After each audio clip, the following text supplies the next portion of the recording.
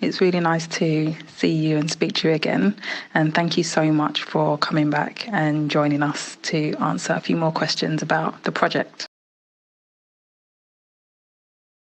We'll start off by asking what is it that led you to want to be involved in the Young Black Men's Project?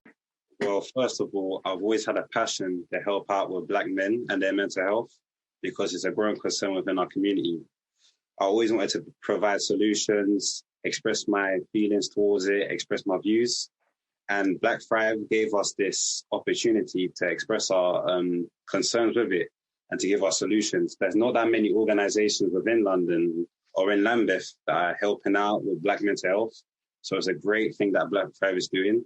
And it's a great thing that they gave me this opportunity to do it, as I'm passionate about it.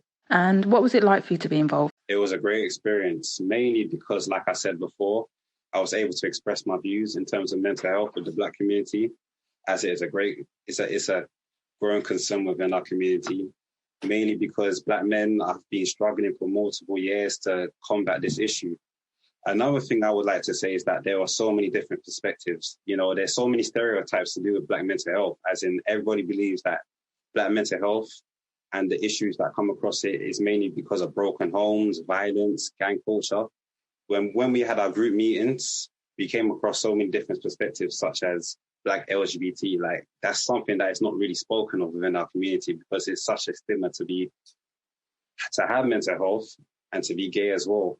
And that's something that we came across in our group meetings. And I was intrigued by it because, you know, I understood now that, you know, it's not just one struggle that we're dealing with, it's multiple struggles. And we need to come as a community to, you know, tackle this whole Black mental health issue and understand that there's so many different stories, perspectives behind it.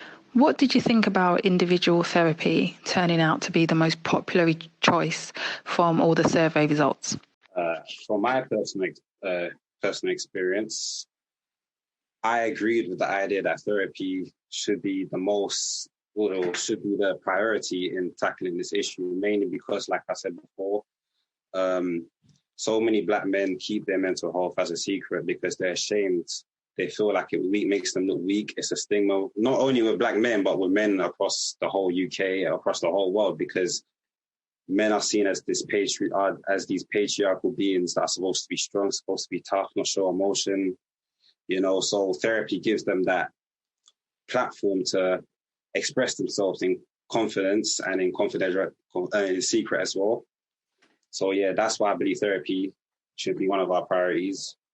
Plus, I was reading something about how, like, Black men in particular, when they keep their emotions bottled up, they not only put their mental health at risk, they also put their chronic illness at risk as well, because now their immune system is all weak because of the stress they've been putting out. And in later years, it starts to have an effect on their body. So now that we're trying to get therapy within it, it's now giving us that way of stopping all those problems from attacking Black men within later years, so on and so forth. Do you think that we can make individual therapy more accessible to young Black men?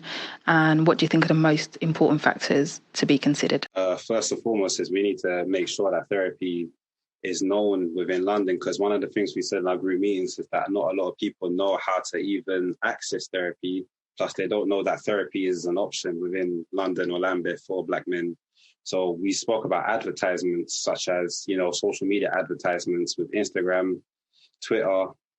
We also did say we could do newspaper advertisements, but for someone of my age group, we believe that they wouldn't really pick up a newspaper realistically and read it.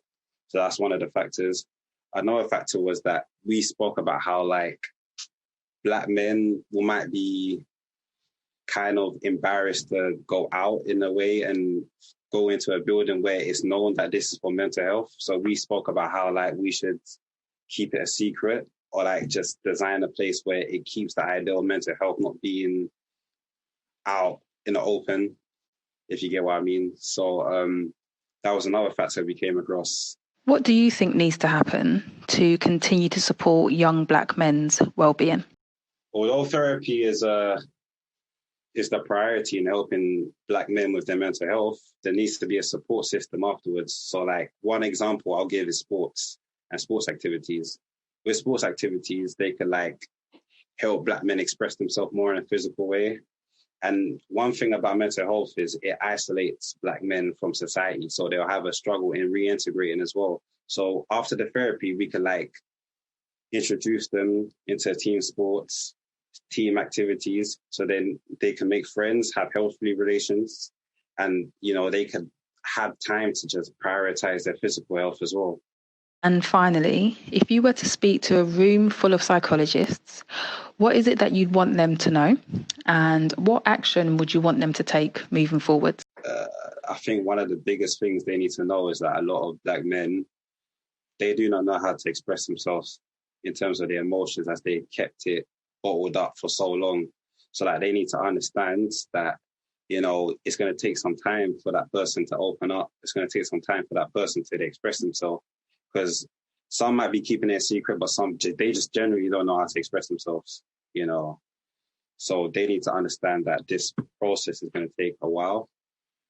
And one thing I would like to say is they need to understand as well that there's going to be things they're going to hear, and it's going to like make them feel uncomfortable, because certain Black men have been through some stuff that the average citizen hasn't seen, like, violence, domestic violence, inner city violence. So instead of being judgmental, or instead of, going back, because I don't know how therapists, they work when they hear things that they're not supposed to be hearing on an average basis. But I don't want a scenario where like a therapist hears this and then they go behind the person's back and then they go to the police or they go to social service and they start saying things that are supposed to be confidential. Instead, if you feel like that's the necessary process, the necessary step to take, then maybe you should recommend it with the person that is giving you their secrets or expressing themselves, Try and build that relationship rather than, being sneaky behind their back.